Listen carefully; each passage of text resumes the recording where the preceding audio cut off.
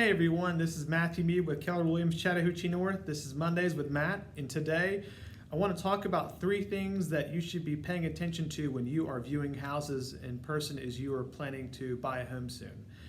These are some things that could bring about some unexpected costs down the road, and I don't want you to be blindsided with some large costs down the road. So the first thing I want to talk about is the slope of the lot of a house. So ideally, you want to buy a house where the home is either level or above the street level. And the reason for that is so that when it rains, and it rains a lot in Georgia, so when it rains, you want the water flowing away from your house. And so there's a lot of houses in Georgia where the house is situated on a lot which is below street level. So that is basically inviting water to be flowing towards your house. It can get into the crawl space or a basement if it's on either of those two, but it can lead to mold, moisture intrusion, wood rot, all sorts of problems. So ideally, you would be buying a house where water is flowing away from the property, okay?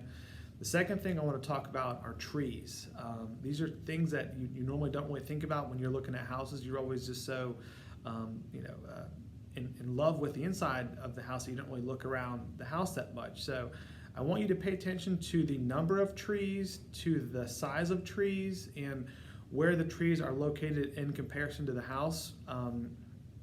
It can be very expensive to remove trees, especially if they're right up on top of the house, or if they're overhanging the house, or also if they're in the backyard and there's very little access to the trees.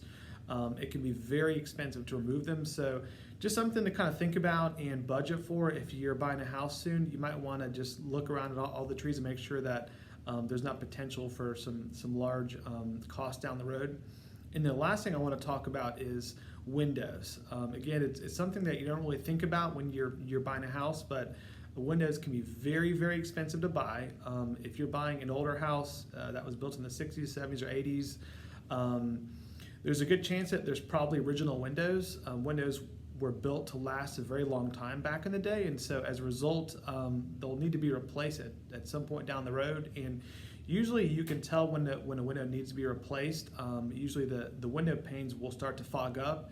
That's a sign that the seals are broken and that it needs to be replaced. And depending on the size of the house, it can cost you tens of thousands of dollars to replace all the windows. So just want you to budget for that as a possibility down the road if you're buying an older house. And just it's an expense that you don't think about, but it comes up and it could really cripple you if you're not thinking about it. So anywho, guys, thank you so much for your time. I hope you learned something today, and I look forward to catching up with y'all next week. Bye-bye.